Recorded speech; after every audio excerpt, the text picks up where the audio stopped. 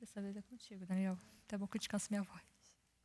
Seja muito bem-vindo ao estudo da lição de quinta-feira, mas antes da gente entrar no tema, se você não deixou o like na confiança, considere deixar se você gostar do conteúdo, deixe o seu comentário, faz a sua visão também sobre o que a gente está falando durante a semana, né? Compartilha com a gente a sua visão, o que você está achando da lição até aqui.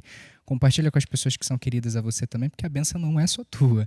Então hoje a gente vai fazer a lição aqui, a gente está com a Iris. Como é que você está, Iris? Tô ótima, muito bom de chegar até quinta-feira com a graça de Deus. Ah, muito bom. Yasmin, muito obrigado por aceitar o convite e ser como Paulo, né, um instrumento na mão de Deus. Deus te abençoe. Como é que você tá? Eu tô ótima também, muito obrigada por essa oportunidade. Nada, a gente que agradece pela sua presença. Então, hoje a gente vai falar um pouquinho sobre o triunfo em Cristo, né?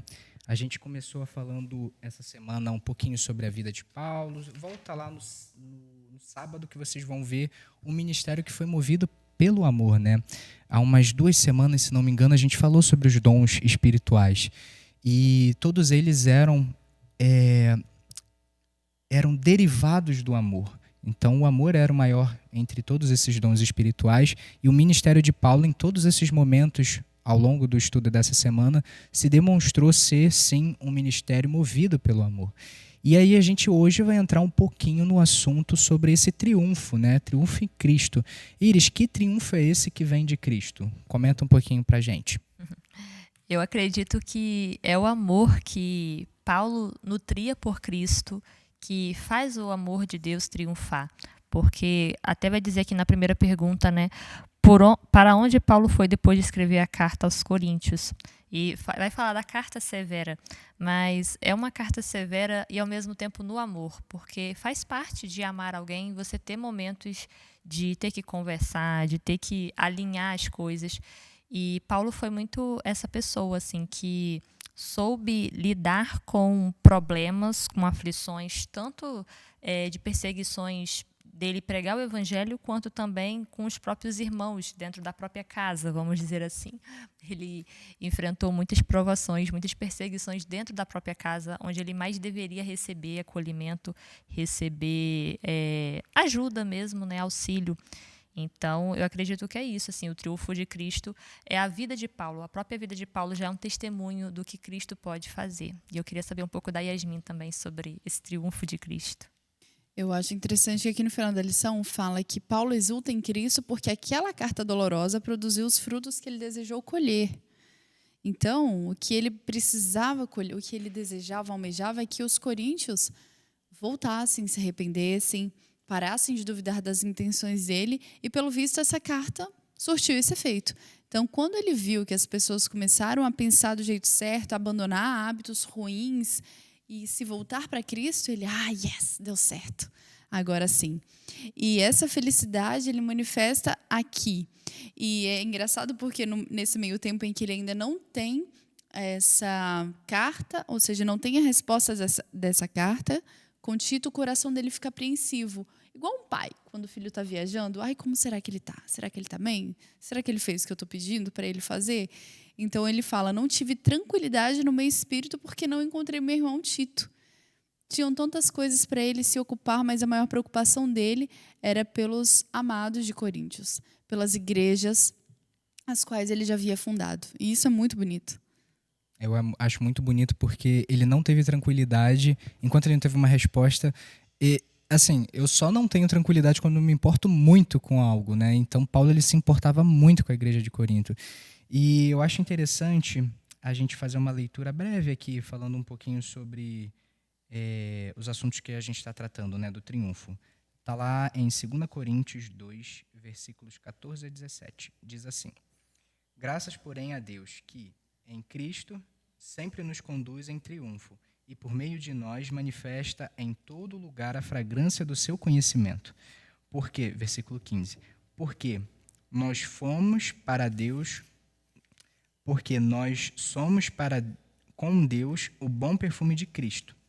E eu acho isso daqui interessante, né? Porque nós somos o bom perfume de Cristo a partir do momento que nós exalamos o quê? No versículo 14 fala. por meio de nós, manifesta em todo lugar a fragrância do seu conhecimento. Então, nós nos tornamos essa boa fragrância, esse bom perfume de Cristo quando a gente exala, né, esse conhecimento. E pulando para o 17, diz assim: porque nós não estamos, como tantos outros, mercadejando a palavra de Deus. Antes, em Cristo, é que falamos na presença de Deus com sinceridade da parte do próprio Deus. A gente já tinha lido esse versículo anteriormente, mas ele é muito interessante porque esse bom perfume de Cristo, ele não se apoia naquilo que é mais agradável ao olfato de quem está sentindo, né, esse aroma, mas ele se firma na verdade, naquilo que de fato é sincero, na parte de Deus, no assim diz o Senhor, não no o que o homem gostaria de ouvir, né? Eu acho muito interessante que isso daqui faz parte da vitória de Paulo, porque ao escrever a carta dura, ele, com certeza, ele escolheu se apoiar no assim diz o Senhor, né? E no que ele gostaria que aquilo surtisse o efeito de causar esse arrependimento, de trazer esse reencontro com Deus, como a Yasmin bem disse, mas o lado humano ainda tinha preocupação e apreensão, né, de o que será que essa carta vai causar, né, para a igreja. Então, eu acho muito legal porque a gente vê o conflito da fé com o humano, porque apesar de Paulo estar muito ligado com Deus, ele ainda era humano, ele ainda tinha preocupação, ele ainda não tinha aquela presciência, né? Porque isso é um atributo de Deus, não é nosso. Mas apesar disso, Paulo se manteve firme e continuou avançando para esse triunfo, né, Iris? E assim, Paulo ele tinha uma motivação. Assim como nós também temos uma motivação. E eu estou saindo do microfone, daqui a pouco vão puxar minha orelha. Mas, falando sobre isso de motivação, eu queria que a Iris e a Yasmin, né, compartilhassem de algo que te motiva a continuar na vida cristã, né, em algum propósito que Deus te chamou, para algum motivo pelo qual Ele te fez entender que vale a pena lutar e continuar. Né? Porque a vida cristã é cheia de desafio. Então, para a gente ter esses triunfos, a gente precisa continuar. E o que Deus fala no coração de vocês que pode ser útil, né, para quem está escutando a gente, que às vezes foi chamado, sim, a uma missão que é difícil, às vezes, né, falar com um parente que se mostra um pouco intransigente, não mostra muita abertura, ou às vezes tem um cônjuge que não está ligado ali com a mesma fé, e com certeza isso traz um sofrimento, né, porque um cônjuge a gente partilha a vida. E às vezes também um filho, né, que às vezes precisa de ter uma palavra mais dura para que o caminho dele seja corrigido e lá na frente ele não venha pagar pelo preço dos erros. Então, assim, o que motiva essa forma com que nós sejamos participantes também dessa experiência de Paulo, né, de instruir e seguir rumo a esse triunfo em Cristo na nossa caminhada? Eu penso que são todas as histórias que já vivi com Deus e o testemunho que Ele vem causando em mim através da sua palavra. Então, quanto mais eu aprendo da palavra de Deus, eu acho que isso me enche de mais motivação, de querer aprender mais, porque é isso, todo dia a gente aprende uma coisa nova, a palavra de Deus está sempre se renovando, sempre vai ter alguma coisa que você ainda não aprendeu, ou um ponto de vista que alguém trouxe que você nunca tinha parado para pensar. Então, acredito que duas coisas, a palavra de Deus, o estudo da palavra, de poder conhecer mais Ele através da palavra, mas também as experiências pessoais que a gente vive, os testemunhos, as histórias ao nosso redor, com pessoas que nós amamos ou até com nós mesmos. E aí eu quero ouvir da Yasmin nesse momento. O que me motiva a continuar na caminhada? O amor de Cristo. Primeiro, o amor dele que eu sinto por mim, que realmente me constrange, realmente me envergonha. Um amor que excede todo entendimento, me deixa pequenininha, mas me ajuda a me sentir protegida por ele. E depois o amor que ele coloca dentro do meu coração. Primeiramente por ele, depois pelas outras pessoas também e por mim mesma. Então, ao sentir o amor dele, desde que eu tive o meu primeiro encontro com ele, o que me enche é poder falar para as pessoas desse encontro que eu tive.